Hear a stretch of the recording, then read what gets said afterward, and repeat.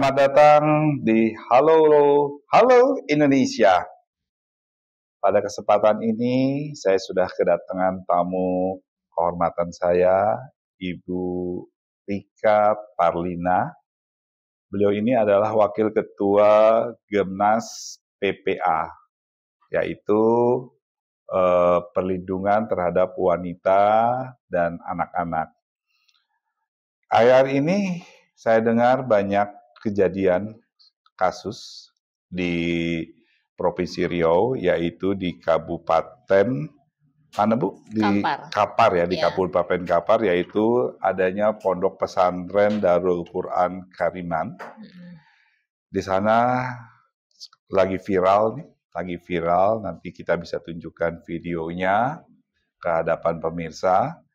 Ada perlakuan atau bullying ya istilahnya sekarang ini terhadap seorang siswa pondok pesantrennya, sampai yang bersangkutan itu dirawat di rumah sakit ya Bu ya. Iya. Nah, kebetulan Ibu Rika ini itu yang mendampingi kasus itu dari awal, yang mengawal dari kasus ini dari awal dan sampai sekarang sudah diproses di kepolisian. Tapi yang saya dengar juga dari berita yang masuk ke redaksi, ini prosesnya udah 1 bulan ini kok masih ibaratnya jalan di tempat, bukan begitu Bu ya? Siap Pak. Nah, jadi saya untuk lebih jelasnya mungkin nanti kita bisa korek dari Ibu Rika yang menangani langsung, yang mendampingi langsung, yang mengawal kasus ini dari awal. Mudah-mudahan dengan Ibu bisa bercerita di Halo dapat menggugah hati aparat penegak hukum, baik itu di tingkat kepolisian, kejaksaan, sampai pembina pondok-pondok pesantren Kementerian Agama. Baik Bu, kita mulai saja ya Bu ya. Siap. Jadi ada nih Bu, saya terus terang aja saya dapat berita ini dari media nih Bu. Jadi dari media saya ngeliat-liat di sini, saya lihat korbannya bernama Fahri ya Bu ya. Iya, Pak. Ini katanya saya dengar dianiaya 2 orang kakak kelasnya sampai mengalami geger otak. Iya, Pak. Itu kejadiannya gimana Bu? Silakan Ibu jelaskan Bu. Kejadiannya awalnya kan orang tua Fahri menelpon kita Pak. Menelpon kita bahwasanya menceritakan anaknya dianiaya di sekolah di Pondok Pesantren Darul Quran Kabupaten Kampar. Dari cerita ibu korban, anaknya kan pas waktu sholat, anaknya mungkin narik-narik itu Pak, gorden masjid gitu. Cuman kakak kelasnya melarang gitu kan, melarang. Anak usia berapa tahun Bu? 13 tahun ya. Melarang, tapi melarangnya itu dengan kekerasan. Pertama Fahri mungkin nggak mengindahkan larangan kakak kelasnya, ternyata kakak kelasnya langsung menendang perutnya. Perutnya ditendang, kepalanya diinjak-injak. Akhirnya kan Fahri kan waktu itu dalam keadaan pas diinjak itu kan sempat lari juga Pak, terus pingsan dan dibantu oleh sapam di situ. Ternyata kan Pak beberapa hari itu nggak langsung disampaikan ke orang tuanya. Besoknya baru dihubungi orang tuanya. Fahri itu juga sempat, dari cerita Fahri sempat sering kabur-kabur juga Pak dari pondok tersebut. Ini cerita dari siapa nih yang Faru ini? Fahri dari. Memang dia kenapa kabur dari pondok tuh kenapa Bu? Sebab apakah peraturannya yang ketat sehingga mengurangi atau mengekang dia atau gimana? Fahri cerita Pak karena ustadznya sering mukul dia pakai bambu kecil itu, tapi katanya dia kan nggak berani ngadu nih ke orang tuanya, ditahan, akhirnya anak itu mungkin udah nggak tahan lagi kabur tengah malam terus akhirnya sampai rumah dibalikin lagi sama orang tuanya. Memang awalnya orang tua itu tidak percaya Pak curhatan anaknya, yang dipercayanya hanya omongan dari ustadz tersebut bahwasanya anaknya gini-gini. Ternyata setelah kejadian inilah anaknya tuh menceritakan sebenarnya kepada orang tuanya bahwasanya dia mengalami ini itulah di pondok pesantren. Kekerasan itu ya.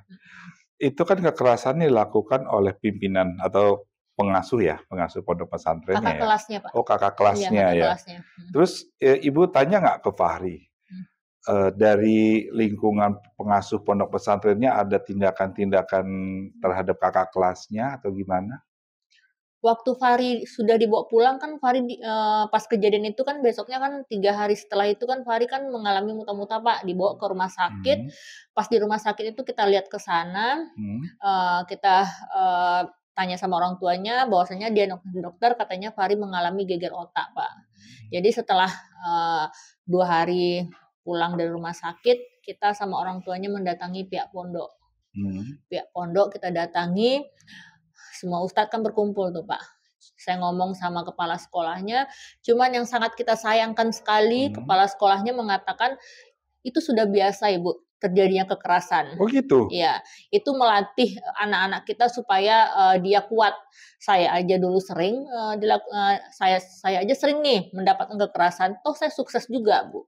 Di situ yang kita sayangkan sekali, Pak, kepala sekolahnya ngomong di depan-depan pelaku lagi.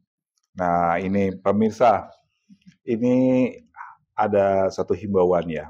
Jadi kalau kita ingin membebaskan negeri ini dari tindak kekerasan, kita harus memulainya dari lingkungan pendidikan kita dulu. Siap. Ini artinya gini, ini kan budaya balas dendam, Bu, artinya. Ya kan?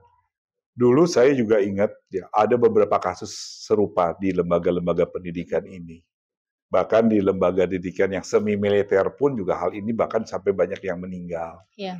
Nah, ini kita dari mulai dari podcast Halolo dengan bersama-sama dengan Gemnas PPA ini, ya kita sebenarnya menghimbau paling tidak regulasi pendidikan ini harus dibenahi lah, yang namanya kekerasan, yang itu kalau bisa ditiadakan, karena terus terang aja tidak ada gunanya kekerasan. Apakah kekerasan orang itu makin baik, makin bertambah pintar, kan tentu tidak, Bu ya. Baik, Bu, saya kembali lagi ke ini, Bu ya, dari kasusnya ini ya, ke mengenai Fahri.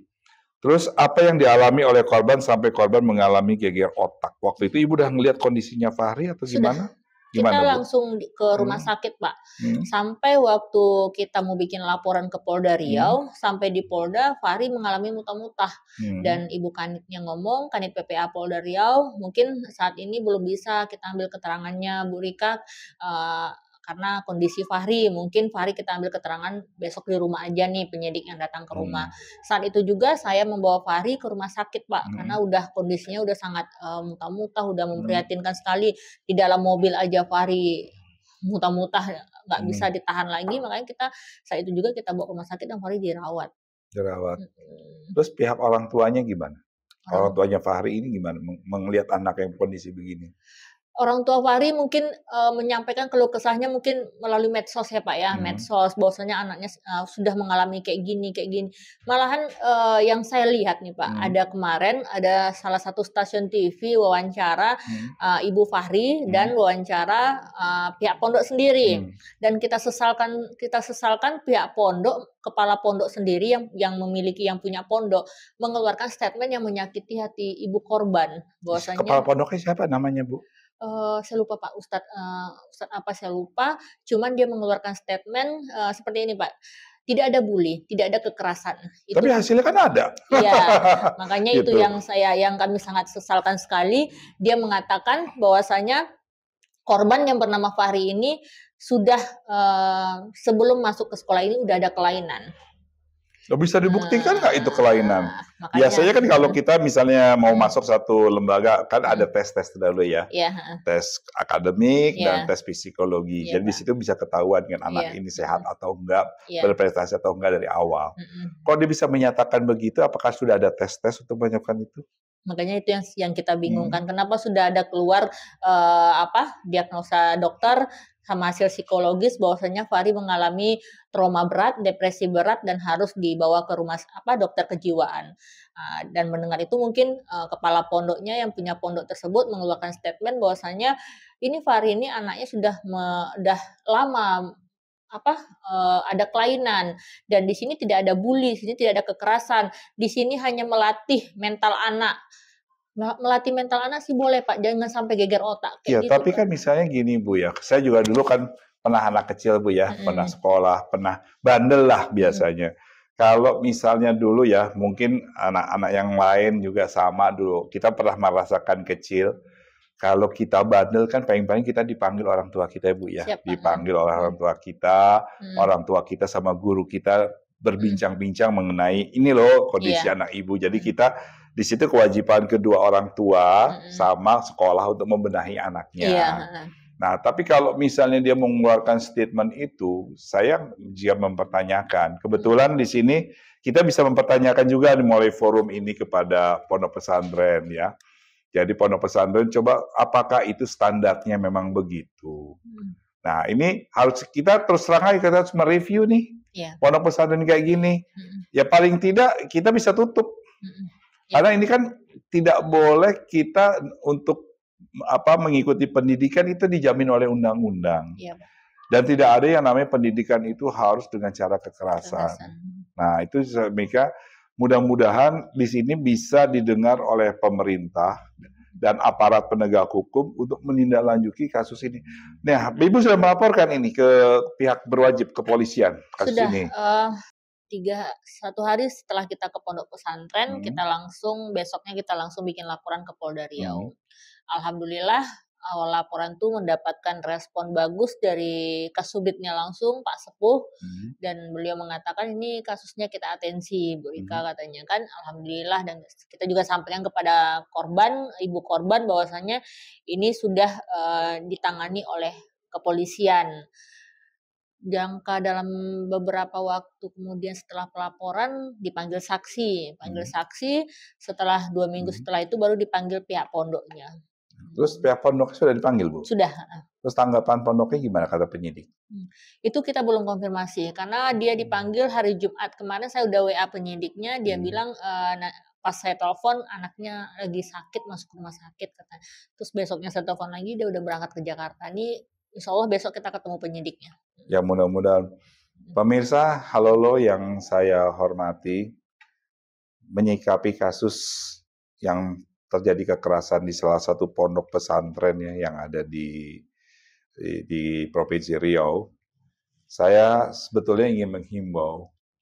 Ini kan kalau dengar dari cerita dari Bu Rika ini kan seolah-olah pimpinan pondok pesantren itu menghalalkan tindak kekerasan ini. Dia mengatakan bahwa dulu saya juga melakukan yang sama, saya ditindak oleh atasan saya dengan ini kan unsur balas dendam. Yuk kita mau menghimbau nih sekarang, apakah dengan melakukan tindakan-tindakan begini, ini adalah ada unsur positifnya bagi pendidikan? Saya rasa juga enggak ya. Nah, saya menghimbau kepada seluruh lembaga institusi, stop kekerasan terhadap sesama manusia. Membina orang untuk menjadi perilaku yang baik itu bukan dari kekerasan, tetapi perilaku-perilaku yang baik yang harus diajarkan. Gimana tanggapan menurut Ibu Rika nih? Pada acara closing statement Ibu Rika kira-kira gimana? Harapan-harapan Ibu selaku pengurus Germas PPA ini bagaimana, Bu? Harapan kami di Germas PPA, karena sekarang kan kita lihat Pak, mindset orang tua itu menyekolahkan anaknya ke pondok pesantren itu adalah ingin menimba ilmu agama.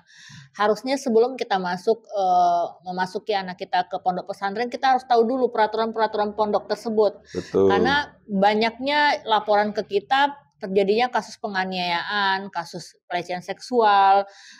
Kita meminta konfirmasi ke pihak pondok hanya mengatakan bahwasanya kalau terjadi kekerasan atau pemukulan atau bully, itu yang disalahkan adalah orang tua dari si pelaku tersebut. Jadi pihak pondok lepas tangan. Harusnya kita sebagai orang tua lihat dulu peraturan-peraturannya. Kita menitipkan anak kita bukan 1 hari 2 hari, tapi bertahun-tahun di situ. Kita harus tahu dulu keamanan anak kita seperti apa, perlindungan anak kita seperti apa. Jangan nanti sampai terjadi kejadian seperti yang dialami Fahri. Fahri mengalami geger otak, pihak pondok tidak bertanggung jawab, malahan mengeluarkan statement yang menyakiti hati keluarga korban dengan mengatakan di pondok pesantren itu sudah biasa terjadi tindakan kekerasan karena itu melatih anak agar kuat dan keras gitu.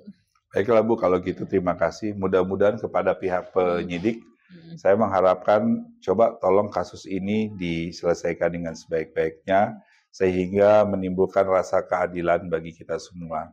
Dan satu Bu, satu lagi ada yang ingin disampaikan? ada, satu lagi kita minta dari Germas Perlindungan Perempuan dan Anak untuk Kemenak Kabupaten Kampar, Bupati Kabupaten Kampar, kami minta sidak pondok-pondok pesantren yang ada di Kabupaten Kampar, karena kita lihat di situ kurangnya pengawasan terhadap sekolah-sekolah yang ada di Kabupaten Kampar, terutama pondok pesantren. Kami sangat meminta kepada Kemenak, tolonglah disidak, karena bukan satu pondok pesantren Darul Quran yang melapor ke kita. Ada beberapa pondok pesantren yang melapor karena anaknya sudah dianiaya. Baiklah Bu, kalau gitu terima kasih atas kehadiran. Mohon Bu, saya titip, tolong dikawal terus kasus Siap, ini Pak. Bu, tolong dikawal terus. Kalau setiap ada perkembangan, tolong sampaikan kepada Halolo TV. Siap, untuk kita tidak akan bosan-bosan. Karena gini, kita ingin membentuk generasi-generasi kita, generasi yang cemerlang. Yang dilahirkan memang dari kemampuan berpikir dan otaknya, bukan kemampuan dengan kekerasan. Baiklah, itulah percakapan dari Halolo dengan narasumber Ibu Rika dari Gema Perlindungan Perempuan dan Anak. Sekali lagi, mudah-mudahan kasus-kasus kekerasan ini tidak ada lagi di bumi Indonesia, khususnya di institusi-institusi pendidikan, baik itu pendidikan formal maupun institusi pendidikan keagamaan. Terima kasih atas perhatian semua. Sampai jumpa lagi pada sesi-sesi berikutnya yang lebih menarik. Selamat petang. Halo Indonesia. Ya, terima kasih Bu.